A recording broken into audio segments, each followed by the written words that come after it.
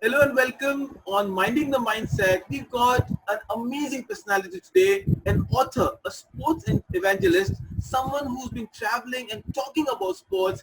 His new book is amazing. From the very word of it, very welcome, Vinay Kanchan. Thank you so much for being here. Thank you so much, Daud, for having me. And I must comment firstly that I really like the name of your session, Minding Your Mind. Oh, I that's it. think it's a good pun, but I think it has a lot of deeper connotations as well. Right, we've been living on Zoom, and we're losing our mind, Vinay. So I think a little bit of Absolutely. getting things back. Absolutely. So tell me, Vinay, how does somebody become a sports pundit? Uh, well, sports has always been a part of my life.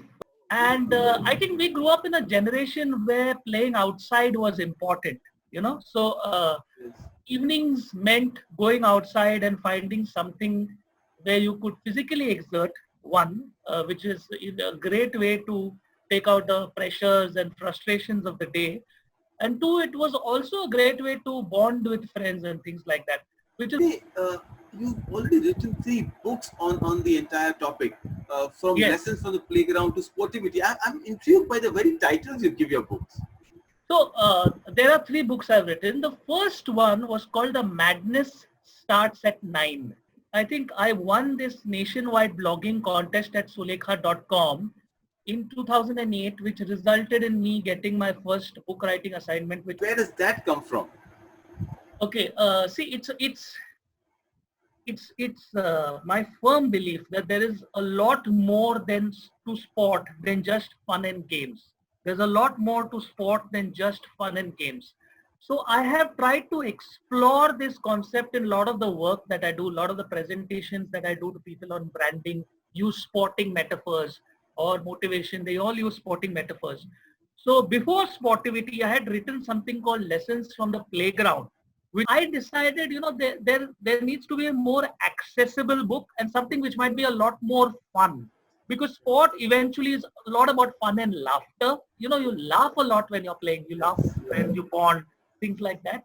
So sportivity was sport plus wit plus creativity. All right, coming back to India's supposedly fashion from Chak Day to a national sport, we haven't spoken so much about hockey until the league came across.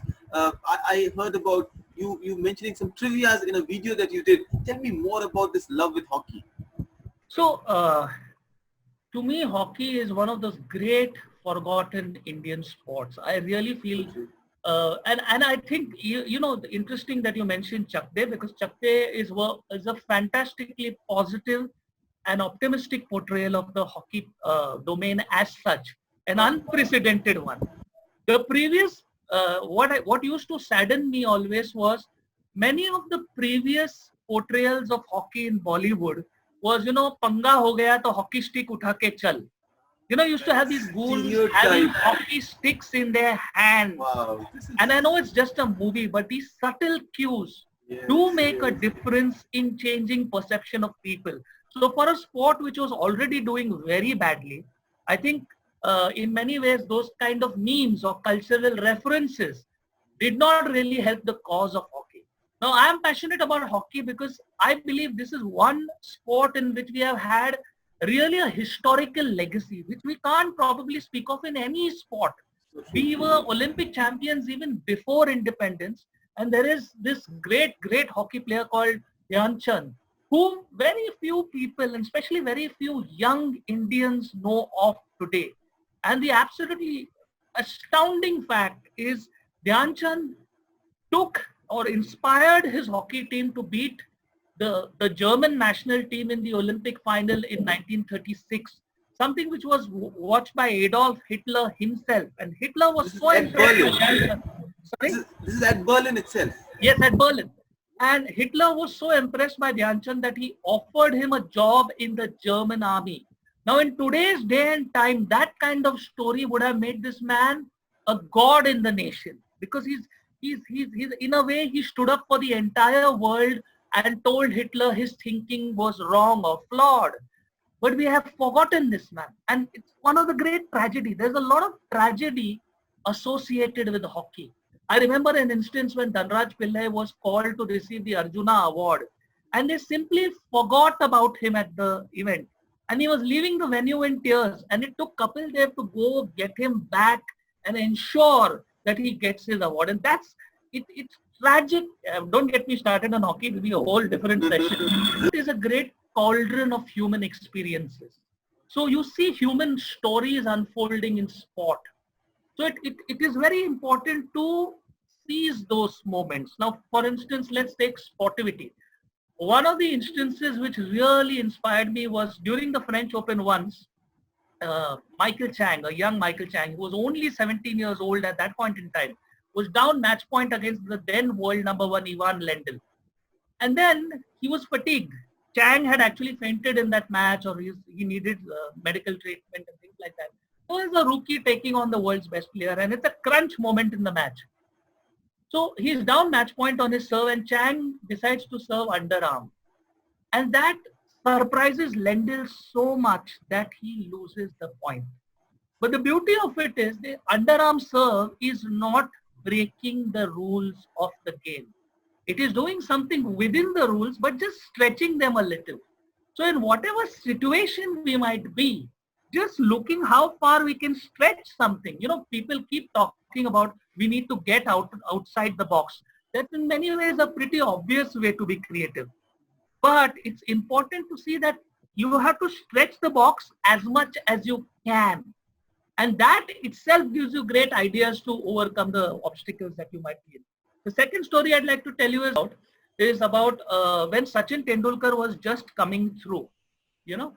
And the one thing which would strike me in all the interviews that he gave was that he used to say that his idols were Mr. Gavaskar and Mr. Richards. And it's interesting that he used to use the word Mr. And to me, when I used to watch him play, it seemed like he had found the midpoint of two contrasting philosophies of batting. So Sunil Gavaskar was the epitome of technical perfection and excellence in technique. Viv Richards was I think a man far ahead of his time. Was an out and out aggressive player. Sachin found the midpoint. Okay, so you're taking two diverse concepts and fusing them together. Now this comes into play in many concepts you see in modern day life, like power yoga. It's the power concept of the West and yoga of the East coming together to have power yoga. Or Desi Chinese in cuisine, or Punjabi rap, which is now very popular. So bringing two different things together is another one of those stories in sportivity. So sportivity is like a short, fast airport read book where there are 10 such techniques, all culled from major sporting stories that I have seen. Vinay, it is like I'm hearing Rumi speak on sports. There's almost poetry in what you're saying. So I've got my, it's truly amazing. Vinay, it's absolutely the way you speak, you're making us mull over it. I mean, the Chang incident of underarm. I mean, now I'm thinking of entire visualization coming in. Okay, here is something I've never done on the show before. It's a trivia quiz show. Are you ready for it? Sure. So, all right, everyone who's listening, let's answer it together. But here, all the around 10 questions for you. Okay. Let's go ahead. Are you ready? Yes. Okay, so these are autobiographies. Whose autobiography is sealed with a 6? Javed Yadav or MS Dhoni. Wow, on the dot. It's MS Dhoni, the finals. There we are. All right. Okay. Someone you just mentioned, playing it my way. Playing it my way. I think Viv Richards. Oh, just the middle point. The guy who said the middle point. Sachin. Absolutely. Sachin Tendulkar. Wonderful. Someone you mentioned at the award ceremony, forgive me, Amma.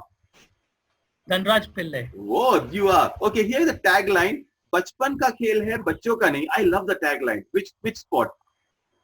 Bachpan ka khel hai, bachcho ka nahi. Kabaddi? Wow. Tell me the Jaipur's team name. Jaipur. The city's color. Yes. Blue, pink. Pink Panther. Pink Panthers, yes. Wow, I really know. And guys, this is not pre-planned. Vinay, you're really acing it. Okay, I'm going to tell you the names. Tell me what sport is it. Pune 7 Aces, Hyderabad Hunters, Mumbai Rocket, Ahmedabad Smash Master. The new leagues have come in. What sport is this? Badminton. Wow, there you are, the badminton. Yes. You can see a few of these stories on my YouTube channel. So please do look it up. Right up here. Absolutely. I've heard some of the ones where, it's amazing. Thank you so much. You walked the talk. You aced my quiz. Vinay, wonderful speaking to you. Thank you for being on the show. My pleasure. Thank you so much.